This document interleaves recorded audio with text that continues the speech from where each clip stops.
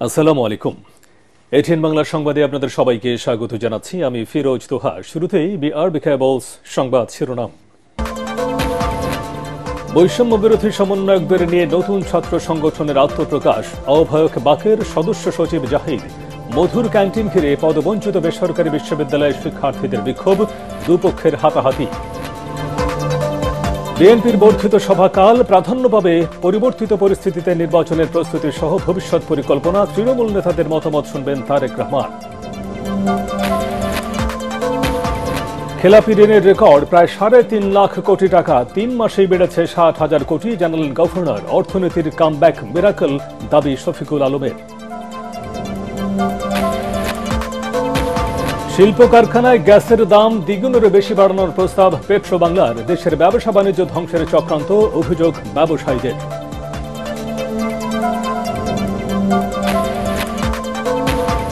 এবং রোজায় নির্ধারিত মূল্যে নিত্যপণ্য নিশ্চিতে সারা দেশে চলবে মোবাইল কোর্ট, জানালেন শিল্প উপদেষ্টা। ২.৫ গুণ বেশি খেজুর আমদানি, কেজিতে কমেছে ৪০ টাকা।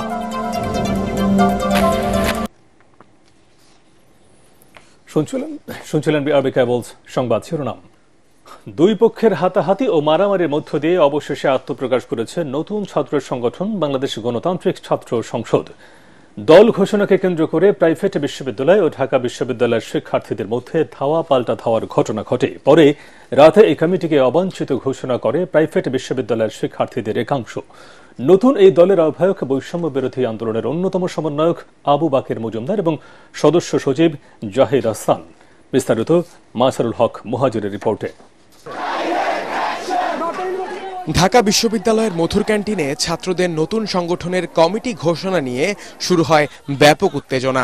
দুপুর ৩টায় ব্রিফিং হবার কথা থাকলেও বিকেল ৪টার পর থেকে প্রাইভেট বিশ্ববিদ্যালয়ের শিক্ষার্থীদের স্লোগানে উত্তাল হয়ে ওঠে মধুর ক্যান্টিন।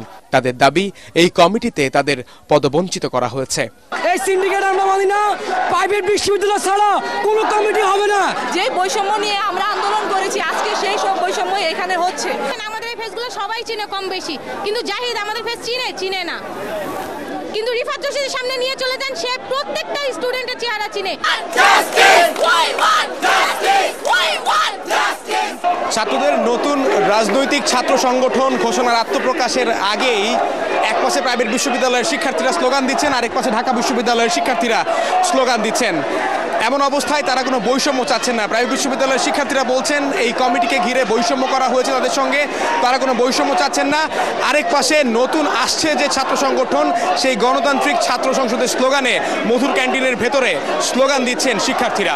এই ঘোষণা নিয়ে অনিশ্চয়তার আশঙ্কার মধ্যেই শিক্ষার্থীরা মিছিল নিয়ে মধুর ক্যান্টিনে আসে।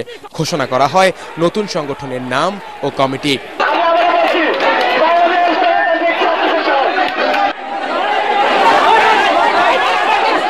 এক পর্যায়ে নতুন দলের নেতাকর্মীদের বিরুদ্ধে মধুর ক্যান্টিনের ভেতরেই স্লোগান দেয় প্রাইভেট বিশ্ববিদ্যালয়ের শিক্ষার্থীরা। হাতাহাতি ও ধস্তাধস্তিতে জড়ায় দুই পক্ষই।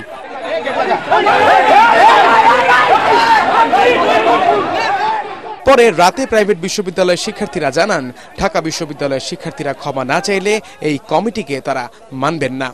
বৈষম্য বিরোধী ছাত্র আন্দোলন থেকে এই বৈষম্যের শিকার আমরা হতে চাই না, এবং এই ঢাবির সিন্ডিকেটের এই ঢাকা বিশ্ববিদ্যালয়ের ছাত্র সংসদকে আমরা অবাঞ্ছিত ঘোষণা করছি সম্মিলিত বেসরকারি বিশ্ববিদ্যালয় থেকে।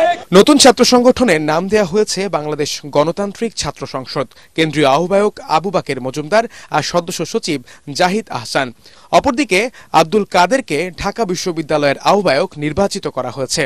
আগে সিনিয়র সদস্য সচিব পদ না থাকলেও তোপের মুখে রিফাত রশিদকে এই পদে যুক্ত করে ১২ সদস্যের কমিটি গঠন করা হয়। মাসহারুল হক মুহাজির, এটিএন বাংলা, ঢাকা। ছাত্র নাগরিকদের নতুন রাজনৈতিক দলের নাম কি হতে যাচ্ছে, প্রতীকী বাকি, এমন নানা আলোচনা এখন রাজনৈতিক অঙ্গন আর সাধারণ মানুষের মনে। এসব প্রশ্নের উত্তর মিলবে আগামী শুক্রবার জাতীয় সংসদের মানিক মে এভিনিউর সমাবেশ থেকে। এটিএন বাংলাকে বৈষম্য বিরোধী ছাত্র আন্দোলন আর জাতীয় নাগরিক কমিটির নেতারা জানান, নাম বা প্রতীক যাই হোক, দেশপ্রেম আর জনগণই হবে এই দলের প্রধান শক্তি। মাঝরুল মুহাজিরের আরও একটি রিপোর্ট। দীর্ঘ ১.৫ যুগের স্বৈরশাসনের পতনের পর নতুন আশায় বুক বাঁধে গোটা দেশ।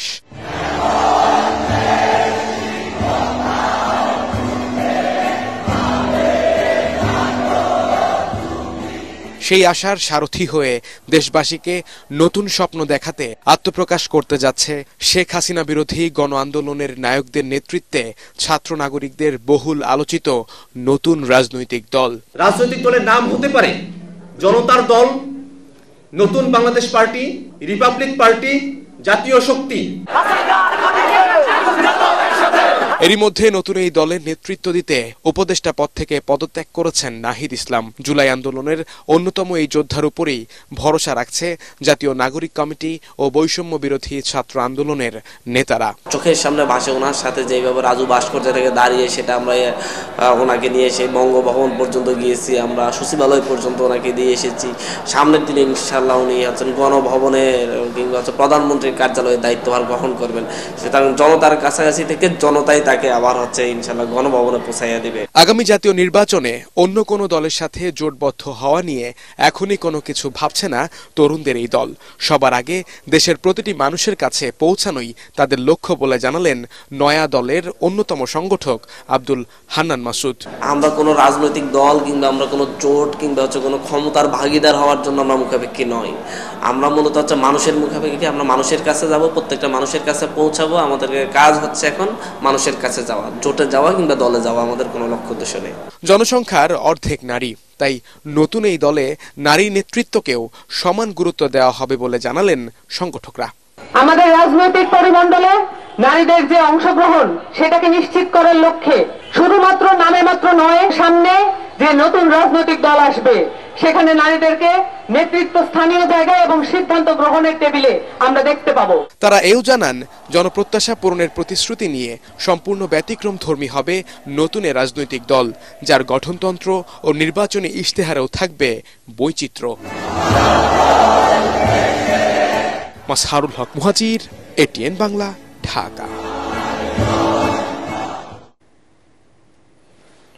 তথ্য ও সম্প্রচার মন্ত্রণালয়ের দায়িত্ব পেলেন উপদেষ্টা মাহফুজ আলম। মন্ত্রিপরিষদ বিভাগের এক প্রজ্ঞাপনে এই তথ্য জানানো হয়। উপদেষ্টা নাহিদ ইসলামের পদত্যাগের পর তার স্থলাভিষিক্ত হলেন মাহফুজ। এর আগে তিনি দফতরবিহীন উপদেষ্টা ছিলেন। প্রধান উপদেষ্টার বিশেষ সহকারী হিসেবেও দায়িত্ব পালন করেন তিনি। ঢাকা বিশ্ববিদ্যালয়ের আইন বিভাগের শিক্ষার্থী মাহফুজ আলম বৈষম্য বিরোধী ছাত্র আন্দোলনের ব্যানারে পতিত হাসিনা সরকার বিরোধী আন্দোলনে গুরুত্বপূর্ণ ভূমিকা রাখেন। যুক্তরাষ্ট্রের একটি অনুষ্ঠানে প্রধান উপদেষ্টা ড মোহাম্মদ ইউনূস তাকে এই আন্দোলনের মাস্টারমাইন্ড হিসেবে পরিচয় করিয়ে দেন। দেশ রাজনৈতিক পট পরিবর্তনের পর আগামীকাল বর্ধিত সভা করতে যাচ্ছে বিএনপি। দেশের চলমান পরিস্থিতিতে দলের ভবিষ্যৎ কর্মপরিকল্পনা নির্ধারণে এই সভা অত্যন্ত গুরুত্বপূর্ণ মনে করছেন নেতারা। জাতীয় সংসদ ভবনের এলডি হল প্রাঙ্গণে অনুষ্ঠিতব্য এই সভায় দলের সাংগঠনিক অবস্থা ও রাজনৈতিক পরিস্থিতি নিয়ে তৃণমূলের নেতাদের মতামত শুনবেন দলের ভারপ্রাপ্ত চেয়ারম্যান তারেক রহমান, দেবেন গুরুত্বপূর্ণ দিক নির্দেশনা। কামরুজ্জামান রাজীবের রিপোর্ট। দীর্ঘ ২৮ বছর পর অনুষ্ঠিত হতে যাচ্ছে বিএনপির পূর্ণাঙ্গ বর্ধিত সভা।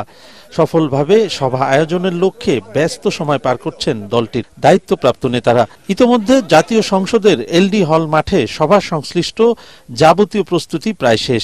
সভায় স্থায়ী ও নির্বাহী কমিটি এবং উপদেষ্টা মণ্ডলী সহ তৃণমূলের বিভিন্ন পর্যায়ের ৪,০০০-এর বেশি নেতা অংশ নেবেন। সেই সাথে ২০১৮ সালের সংসদ নির্বাচনে অংশ নেওয়া প্রার্থী সহ ১১টি অঙ্গ ও সহযোগী সংগঠনের নেতারা থাকবেন। সার্বিক প্রস্তুতি পরিদর্শন করে সভার ব্যবস্থাপনা কমিটির আহ্বায়ক বিএনপির সিনিয়র যুগ্ম মহাসচিব রুহুল কবির রিজভী বলেন, ছাত্র জনতার গণ অভ্যুত্থানে স্বৈরাচার দেশ ছেড়ে পালালেও গণতন্ত্র ও নির্বাচনের বিরুদ্ধে ষড়যন্ত্র অব্যাহত আছে।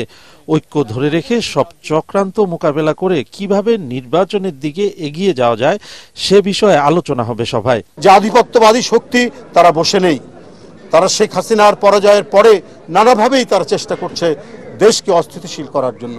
ঐক্য রক্ষা করা এবং চক্রান্ত ষড়যন্ত্রকে প্রতিহত করা ইত্যাদি বিষয়েও আমাদের যে বর্ধিত সভা সেখানে নেতৃবৃন্দরা আলোচনা করবেন। তিনি জানান, সভায় পরিবর্তিত রাজনৈতিক পরিস্থিতিতে দলকে সাংগঠনিকভাবে সুসংহত করা, আগামী নির্বাচন ও আন্দোলনের প্রস্তুতি সহ কর্মপরিকল্পনা নির্ধারিত হবে।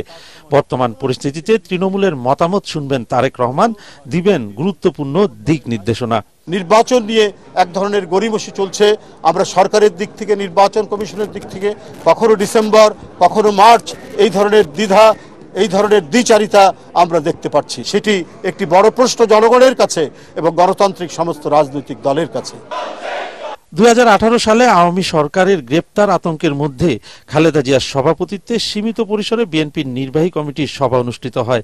এর আগে 1997 সালে সর্বস্তরের নেতাকর্মীদের অংশগ্রহণে বর্ধিত সভা করেছিল বিএনপি। কামরুজ্জামান রাজীব, এটিএন বাংলা, ঢাকা। পথভ্রষ্ট না হয়ে নতুন প্রজন্মকে গণতান্ত্রিক বাংলাদেশ গড়ার আহ্বান জানিয়েছেন বিএনপি মহাসচিব মির্জা ফখরুল ইসলাম আলমগীর। সন্ধ্যায় রাজধানীর বাংলা একাডেমি প্রাঙ্গণে অমর একুশে বইমেলায় শামা ওবায়দের 3টি বইয়ের মোড়ক উন্মোচন অনুষ্ঠানে তিনি এসব কথা বলেন। এ সময় মির্জা ফখরুল ছাত্র জনতার আত্মত্যাগে মূল্য দিয়ে ঐক্যবদ্ধ থাকার আহ্বান জানিয়ে বলেন, ফ্যাসিবাদের চক্রান্ত ছিল ইতিহাস বিকৃত করা, তবে ইতিহাস যে বিকৃত করা যায় না তা প্রমাণ করেছে দেশের তরুণরা। বইমেলায় ইতি প্রকাশনী থেকে প্রকাশিত হয়েছে লেখিকা শামা ওবায়দের শহীদ প্রেসিডেন্ট জিয়াউর রহমান ও বেগম খালেদা জিয়ার নির্বাচিত ভাষণ এবং বিএনপির রাজনীতি বিষয়ক 3টি বই।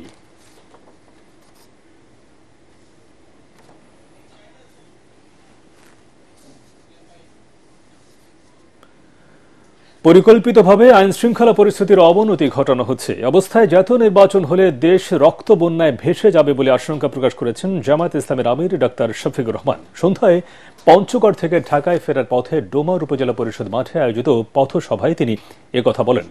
জামায়াত ইসলামের আমির স্থানীয় সরকারের নির্বাচনের প্রয়োজনীয়তা তুলে ধরে বলেন, ইউনিয়ন পরিষদের অধিকাংশ চেয়ারম্যান মেম্বার পলাতক। স্থানীয় সরকারের বাকি প্রতিষ্ঠানগুলোতে জনপ্রতিনিধি না থাকায় মানুষ ভোগান্তির শিকার হচ্ছেন। তাই মানুষের ভোগান্তি কমাতে দ্রুত স্থানীয় সরকারের নির্বাচনের দাবি জানান তিনি।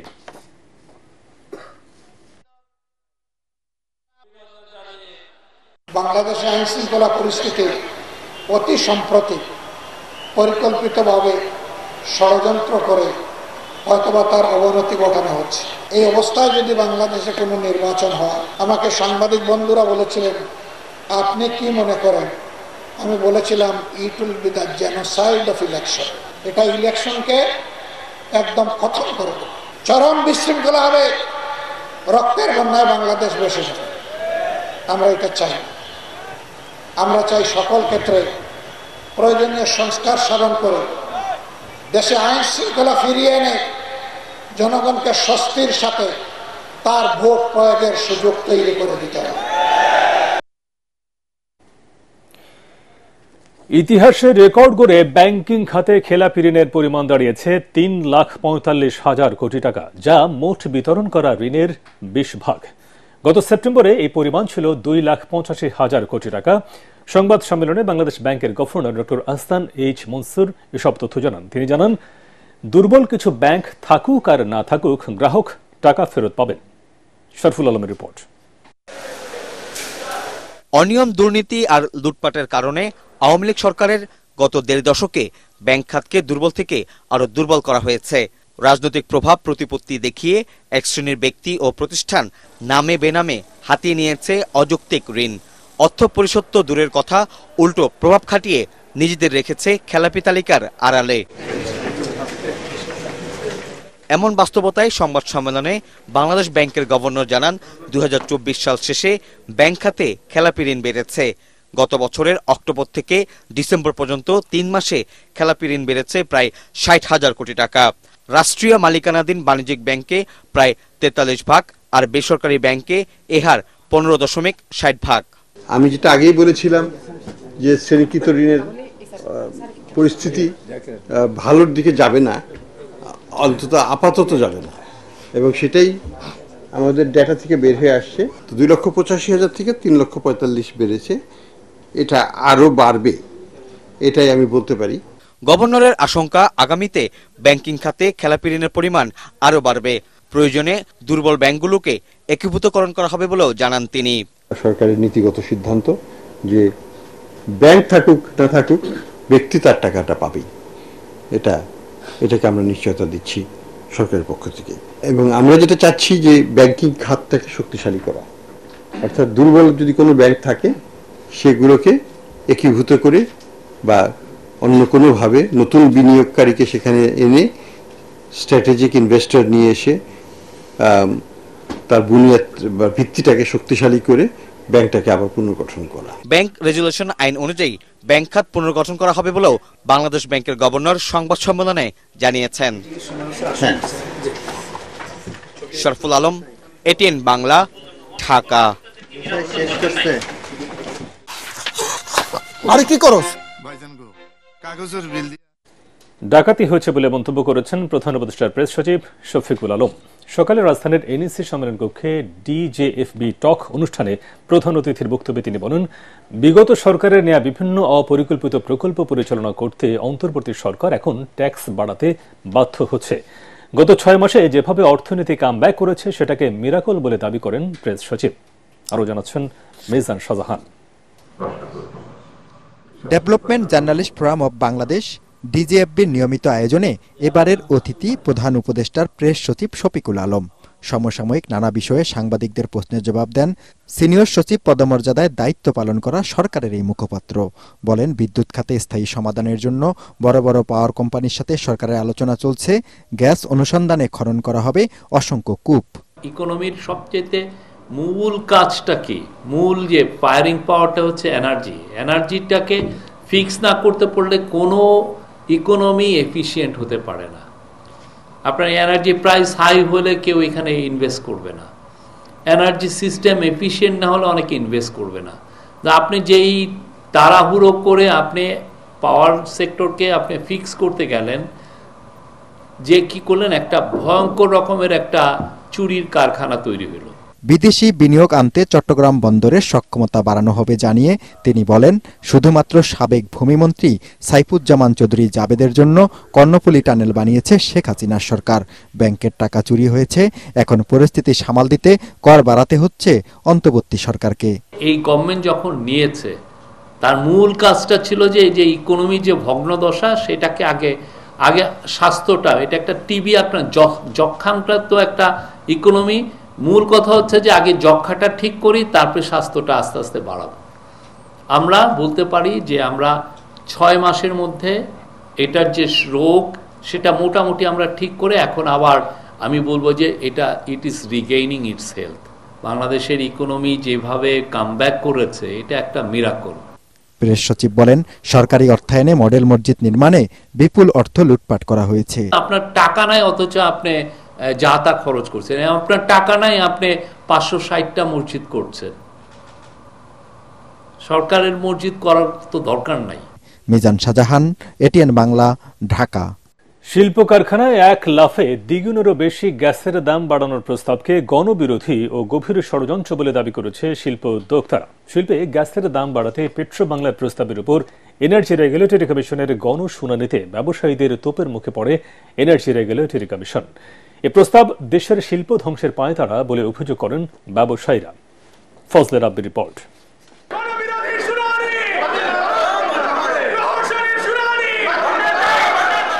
দীর্ঘ 3 বছর পর গণশুনানির শুরুতেই ভোক্তাদের তোপের মুখে পড়ে এনার্জি রেগুলেটরি কমিশন।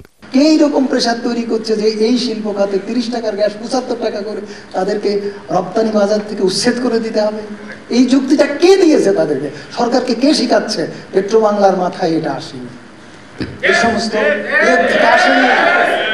তবে গ্যাসের দাম বাড়ানোর পেট্রো বাংলার প্রস্তাবে বলা হয়, প্রতি ঘনমিটার এলএনজির বর্তমান আমদানি মূল্য পড়ছে 65 টাকা 70 পয়সা। ভ্যাট, ট্যাক্স ও অন্যান্য চার্জ যোগ করলে তা দাঁড়ায় 75 টাকা 72 পয়সায়। সে কারণে নতুন শিল্প কারখানায় ব্যবহৃত গ্যাসের দাম 30 টাকা থেকে বাড়িয়ে 75 টাকা 72 পয়সা এবং ক্যাপটিভে গ্যাসের দাম 31 টাকা 50 পয়সা থেকে বাড়িয়ে 75 টাকা 72 পয়সা করার প্রস্তাব করেছে পেট্রো বাংলা ও বিতরণকারী প্রতিষ্ঠানগুলো। তাদের এই প্রস্তাব অন্তঃসারশূন্য, গণবিরোধী ও আত্মঘাতী বলে দাবি করেন শিল্প উদ্যোক্তারা। ভর্তুকি কমে আসবে, গ্যাসের সরবরাহ বাড়বে। গ্যাসের সরবরাহ তো আমরা 22 সালে তো বিআরসি প্রস্তাব অনুমোদন দিয়েছে, তখন গ্যাসের সরবরাহ বেড়েছে। বিকাশ শিল্প, পোশাক শিল্প পরিবারের পক্ষ থেকে, বাংলাদেশের টেক্সটাইল সেক্টরের পক্ষ থেকে বিনীত অনুরোধ থাকলো এই আত্মঘাতী সিদ্ধান্ত থেকে, এই ইন্ডাস্ট্রিটাকে ধ্বংস করার সিদ্ধান্ত থেকে আপনারা বিরত থাকবেন। এ প্রস্তাবকে পেট্রো বাংলা ও বিতরণকারী প্রতিষ্ঠানগুলোর ব্যর্থতা ও অদক্ষতার দায়ে ভোক্তার কাছে চাপানোর চেষ্টা বলেও দাবি করা হয় গণশুনানিতে। 13% আমার লিকেজ, অমুক তমুক, fine, but this is your inefficiency. Why you are transferring your inefficiency to us so that we also get inefficient industrial owner. আমরা আশা করেছিলাম এইবার তো একটা কি বলবো ভয় মুক্ত গণতান্ত্রিক পরিবেশ স্বৈরাচার মুক্ত পরিবেশে আছি, তাই নতুন যারা এসেছেন তারা এই দায়িত্ব পালন করবেন, সেটা দেখতে পেলাম না। শুনানি শেষে কমিশন চেয়ারম্যান জানান পুঙ্খানুপুঙ্খ বিশ্লেষণ করে কমিশন তার রায় দেবে। যদি এলএনজির আমদানি বাড়াতে হয়, price will go up, so এটা যেন না হয় সেদিকে আমাদের দৃষ্টি রাখতে হবে। দেশীয় গ্যাস উত্তোলন না করলে দাম বৃদ্ধির এ প্রবণতা থামানো যাবে না বলেও মন্তব্য করেন তিনি। ফজলে রাব্বি, এটিএন বাংলা, ঢাকা। শান্তিপূর্ণ নিউক্লিয়ার এনার্জি ব্যবহারে বাংলাদেশ আরও এগিয়ে যাবে বলে জানিয়েছেন প্রধান উপদেষ্টা ডক্টর মোহাম্মদ ইউনূস। রাষ্ট্রীয় অতিথি ভবন যমুনায় রাশিয়ার রাষ্ট্রীয় নিউক্লিয়ার এনার্জি প্রতিষ্ঠান রোসাটমের ডিরেক্টর জেনারেল অ্যালেক্সি লিখাচেভের সাথে সাক্ষাতে প্রধান উপদেষ্টা এই কথা জানান। বৈঠকে বিদ্যুৎ খাতের নিরাপত্তা বাড়াতে রূপপুর পারমাণবিক বিদ্যুৎ প্রকল্প নিয়ে আলোচনা করা হয়। এ সময় পারমাণবিক বিদ্যুৎ কেন্দ্রের কাজ দ্রুত শেষ করার জন্য রোসাটমের ডিজিকে অনুরোধ করেন প্রফেসর ইউনূস। অ্যালেক্সি লিখাচেভ বলেন, আন্তর্জাতিক মানদণ্ড অনুযায়ী নিরাপত্তা যথাযথ মান নিয়ন্ত্রণ করে সফলভাবে রূপপুর পারমাণবিক বিদ্যুৎ কেন্দ্রের কাজ শেষ করতে রোসাটম প্রতিশ্রুতিবদ্ধ।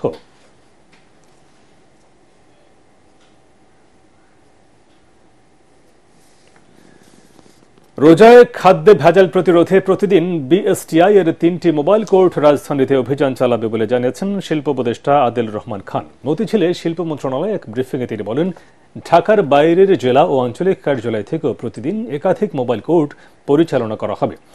এছাড়া রোজায় ভোক্তারা যাতে মানসম্মত পণ্য নির্ধারিত মূল্যে কিনতে পারেন সেজন্য বাজার মনিটরিং কার্যক্রম জোরদার করা হবে বলে জানান শিল্প উপদেষ্টা।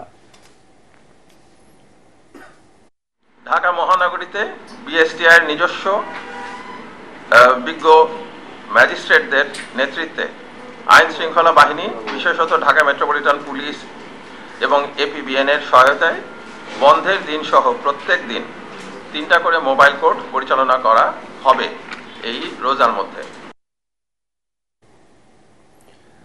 আমদানিতে শুল্ক ছাড়ের কারণে গত বছরের তুলনায় এবার 2.5 গুণেরও বেশি খেজুর আমদানি হয়েছে। ফলে বাজারে পর্যাপ্ত সরবরাহ থাকায় মান ও প্রকারভেদে কেজিতে দাম কমেছে 30 থেকে 40 টাকা পর্যন্ত।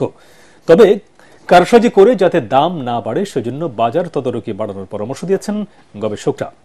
শরফুল আলমের রিপোর্ট। ইফতারের অন্যতম অনুষঙ্গ খেজুর।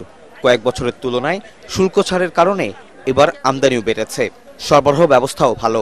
বাজারে পর্যাপ্ত সরবরাহ থাকায় অনেকটাই স্থিতিশীল রয়েছে খেজুরের দামেও। দেশে আমদানি করা খেজুরের 80% আসে রমজান মাসের আগে। পরিসংখ্যান অনুযায়ী ডিসেম্বর থেকে চলতি বছরের 20 ফেব্রুয়ারি পর্যন্ত 3 মাসে গত বছরের একই সময়ের তুলনায় 258 ভাগ অর্থাৎ 2.5 গুণ বেশি খেজুর আমদানি করা হয়েছে।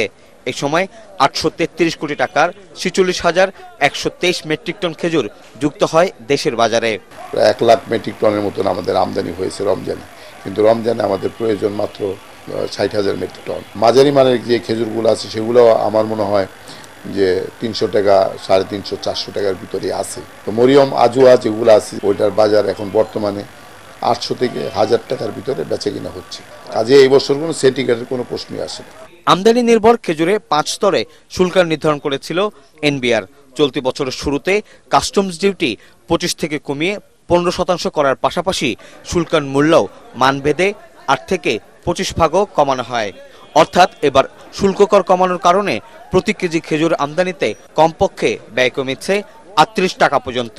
ফলে এবছর খেজুরের আমদানি ব্যয় 20 থেকে 25% কম হবে বলে জানান আমদানিকারকরা।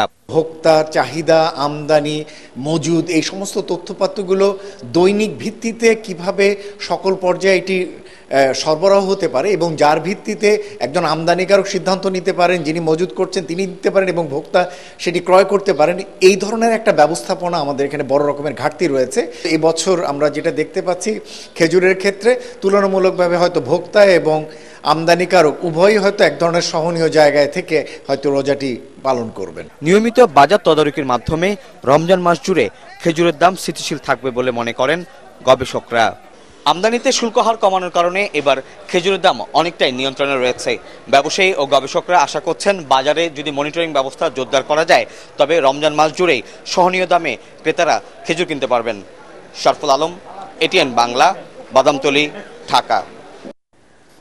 মৎস্যজীবীদের ভাগ্য পরিবর্তনে বরাদ্দকৃত 432 কোটি টাকার মধ্যে 370 কোটি টাকাই খরচ করেছে রাষ্ট্রীয় প্রতিষ্ঠান সোশ্যাল ডেভেলপমেন্ট ফাউন্ডেশন। অভিযোগ উঠেছে, নিয়ম নীতি না মানায় উপকারভোগীদের ভাগ্য বদলায়নি, উল্টো ভাগ্য বদলেছে প্রকল্পের কর্মকর্তাদের। মোটা অঙ্কের এই লেনদেনের পর্যাপ্ত নথিও নেই মৎস্য অধিদপ্তরের প্রকল্প পরিচালকের দফতরে। মনির হোসেন তবুর ধারাবাহিক রিপোর্টের আজ দেখুন দ্বিতীয় পর্ব। দেশের 13টি জেলার 45 উপজেলার 450টি গ্রামের মৎস্যজীবীদের জীবনমান উন্নয়নে কাজ করছে মৎস্য অধিদপ্তরের sustainable coastal and marine fisheries প্রকল্প। এ খাতে বরাদ্দকৃত নগদ 432 কোটি টাকার মধ্যে অবশিষ্ট আছে 55 থেকে 60 কোটি টাকা। কিছু পাই না, এগুলা কোনো খবরও নাই, আজকে আপনার থেকে শুনছি আমরা। 9 বছর ধরে এখানে কাজ করতে আছে, কোথায় করছে, কোথা থেকে টাকা আনছে, আমরা কি রকম করছে কিছু জানি না। গেল 4 মাসেই খরচ করা হয়েছে 35 কোটি টাকা। সোশ্যাল ডেভেলপমেন্ট ফাউন্ডেশন এসডিএফ এর তত্ত্বাবধানে এই অর্থ বন্টন হয়। 450 কোটি টাকা আপনার লিকুইড মানি আপনার প্রজেক্ট থেকে গেছে। আপা হলো অ্যাকাউন্টস অফিসার, আপা বলে আপা কিছু জানে না। আমার হাতে জানে, আমি জানি না। আমার কাজ হচ্ছে বরাদ্দ স্যাররা সাইন করে, এত টাকা বরাদ্দ, এত টাকা, এত টাকা। এই শুধু স্যারদের গাড়ি দিলে এই 450 কোটি টাকা কি জেনারেল পেয়েছে? জেনারেল পেয়েছে? এটা আমি বরাদ্দ আইবাস এন্ট্রি করি না, আমি জানিও না। এটা যদি অন্যায় হয়, এটা আপনি আমার প্রতি অন্যায় করলেন। আমি চাচ্ছি আপনি আমার কাছে একটা চেয়ে যান, আমি আপনাকে কি দিই আগে দেখেন। আপনি পুরো স্টেটমেন্ট নিয়ে আসবেন এই টাকা খরচের। আমাকে কিন্তু এটা জবাবদিহি করতে হচ্ছে সেক্রেটারির কাছে। আমাদের অ্যাকাউন্টেবিলিটি পুলিশের অ্যাকাউন্টেবিলিটি ফুললি আমাদের এমডি। এই বিষয়ে জানতে চাওয়া হয় এসডিএফ এর ব্যবস্থাপনা পরিচালকের কাছে। অভিযোগ করছে যে এই প্রকল্পে মৎস্যজীবীদের ভাগ্যের উন্নয়ন হওয়ার কথা, সেখানে কতিপয় কিছু কর্মকর্তার ভাগ্য উন্নয়ন হয়েছে। এই বিষয়টা কিভাবে দেখছেন? না, কোন কর্মকর্তার হয়েছে সেটা তো আমি জানি না, আমি বলতে পারবো না। তবে আমাদের রিলেটেড কোথাও যদি এরকম কিছু হয়ে থাকে অবশ্যই আমরা সেটা অ্যাকশন নেব। সংস্থাটির অর্থ বিভাগের পরিচালক মাহবুবুল আলম বলেন, সাংবাদিক কিভাবে ম্যানেজ করতে হয় তা জানা আছে তাদের। আমার সবচেয়ে আমার বড় ভাই আমার একজন সাংবাদিক আর আপনাদের লিডার, আমরা জানি কিভাবে ডিল করতে হয়। মৎস্যজীবীদের জন্য বরাদ্দ করা অর্থ লেনদেনের পুরো বিষয় খতিয়ে দেখা দরকার বলে মনে করেন টিআইবির নির্বাহী পরিচালক। মৎস্যজীবীদের ভাগ্য উন্নয়নের নামে প্রকল্পের সাথে যারা জড়িত কর্মকর্তা কর্মচারী এবং বেসরকারি সংস্থা যেটি বাস্তবায়নের সাথে মাঠ পর্যায়ে বাস্তবায়নের জন্য কাজ করেছে, তারা নিজেদের ভাগ্য উন্নয়ন করেছে। এই প্রকল্পের অনিয়মকারীদের বিরুদ্ধে ব্যবস্থা নেওয়ার তাগিদ দেন তিনি। আমি আপনাকে রিকোয়েস্ট করব, আজকে যেহেতু আমার কাছে আসছেন, বিশ্বাস করছেন আমাকে, আমিও আপনাকে বিশ্বাস করছি, আপনি কোনো রিপোর্ট করেন না।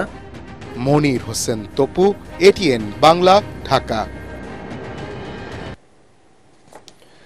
আল আরাফা ইসলামী ব্যাংক অর্থ সংবাদ।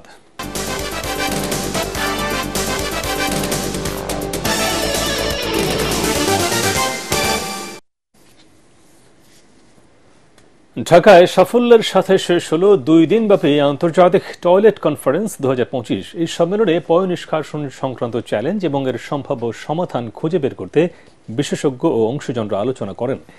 সমাপনী অনুষ্ঠানে পরিবেশ অধিদপ্তর, জনস্বাস্থ্য প্রকৌশল অধিদপ্তর, ওয়াটার এইড, এসএনভি, বুয়েট এবং গেটস ফাউন্ডেশনের প্রতিনিধি সহ আন্তর্জাতিক পর্যায়ের বিশেষজ্ঞরা উপস্থিত ছিলেন। মূল প্রবন্ধগুলোতে জলবায়ু সহিষ্ণু পয় নিষ্কাশন, লিঙ্গ সমতা, বেসরকারি খাতের অংশগ্রহণ এবং আধুনিক প্রযুক্তি নিয়ে বিশেষভাবে আলোচনা করা হয়। আইটিএন, বুয়েট, এসএনভি, ইউনিসেফ এবং ওয়াটার এইডের যৌথ উদ্যোগে এবং প্ল্যাটিনাম পার্টনার আরএফএল এর সহায়তায় আয়োজিত এই সম্মেলনের মূল উদ্দেশ্য ছিল পয় নিষ্কাশন সংক্রান্ত সমস্যাগুলো তুলে ধরা, সমাধানের পথ দেখানো, ওয়াটার স্যানিটেশন ও হাইজিন এর আধুনিক পদ্ধতির পয় নিষ্কাশন কর্মসূচিকে এগিয়ে নিয়ে যাওয়া।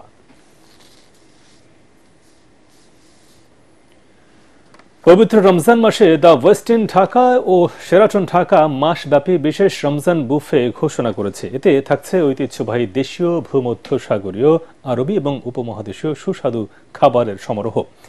এই 2 হোটেলের বিশেষ রমজান আয়োজনের দায়িত্বে রয়েছেন আন্তর্জাতিক খ্যাতিসম্পন্ন শেফ রিমন ওবাইদ, স্বপন রোজারিও, আহমেদ গুলার এবং সাইদ দুরসান। 11,990 টাকায় ওয়েস্টিন ঢাকায় এবং 12,990 টাকায় শেরাটন ঢাকায় প্রতিদিন পাওয়া যাবে একটি জমকালো বুফে ইফতার ও ডিনার। এছাড়া সিজনাল টেস্টেস এবং দ্য গার্ডেন কিচেনে প্রতি শুক্র, শনি এবং সরকারি ছুটির আগের রাতে এক বিশেষ বুফে সাহারি পরিবেশন করা হবে। দ্য ওয়েস্টিনে ৬,৯৯০ টাকা এবং শেরাটন ঢাকায় ৭,৯৯০ টাকায় পাওয়া যাবে এই সাহারি। ২০টিরও বেশি ব্যাংক থেকে নির্বাচিত কার্ডগুলোর গ্রাহকরা উপভোগ করতে পারবেন buy one get one offer.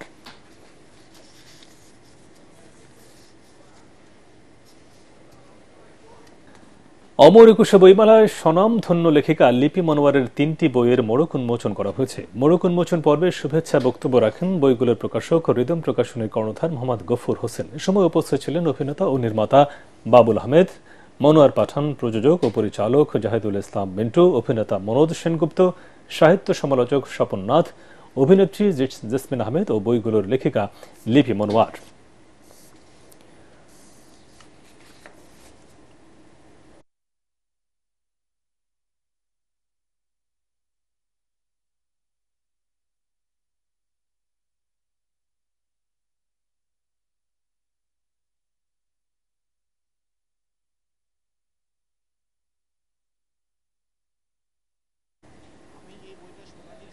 বইটা যে ভিতরে যে লেখাগুলো আছে, আমি মনে করি যে এটি শিশুদের জন্য একটি ভালো একটি বই। এবারে পার্টেক্স খেলার খবর।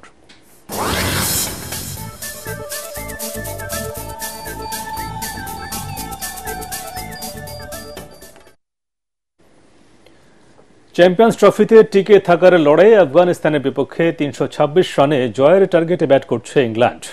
তবে দলের ২০ রানে ২ উইকেট হারিয়ে চাপে পড়ে ইংলিশরা। তৃতীয় উইকেটে জো রুট ও বেন ডাকেট ৬৪ রান তুলে বিপর্যয় কাটানোর চেষ্টা করেন। জুটি ভাঙে ৩৬ রানে থাকা বেন ডাকেটের বিদায়। শেষ খবর পাওয়া পর্যন্ত ইংলিশদের সংগ্রহ ৭ উইকেটে ২৮৭ রান। এর আগে লাহোরের গদ্দাফি স্টেডিয়ামে ব্যাটিংয়ে নেমে দলের ১৫ রানে ২ উইকেট হারালেও ইব্রাহিম জদরানের ১৩৪ বলে রেকর্ড ১৭৭ রানের ইনিংসে ৭ উইকেটে ৩২৫ রান তুলে বড় পুঁজি পায় আফগানিস্তান।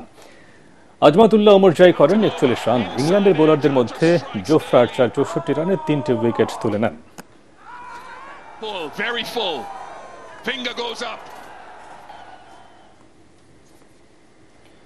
শেষ করার আগে বিআরবি কেবলস সংবাদ শিরোনাম আরেকবার। বৈষম্য বিরোধী সমন্বয়কদের নিয়ে নতুন ছাত্র সংগঠনের আত্মপ্রকাশ। আহ্বায়ক বাকের, সদস্য সচিব জাহিদ। মধুর ক্যান্টিন ঘিরে পদবঞ্চিত বেসরকারি বিশ্ববিদ্যালয়ের শিক্ষার্থীদের বিক্ষোভ, দুপক্ষের হাতাহাতি।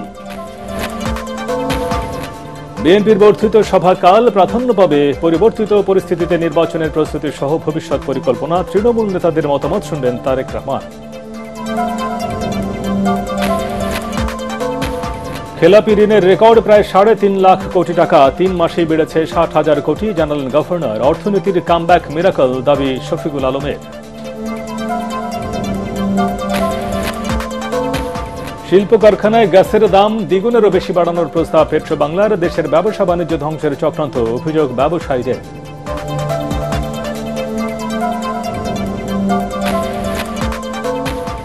এবং রোজায় নির্ধারিত মূল্যে নিত্যপণ্য নিশ্চিতে সারা দেশে চলবে মোবাইল কোর্ট, জানালেন শিল্প উপদেষ্টা। ২.৫ গুণ বেশি খেজুর আমদানি, কেজিতে কমেছে ৪০ টাকা।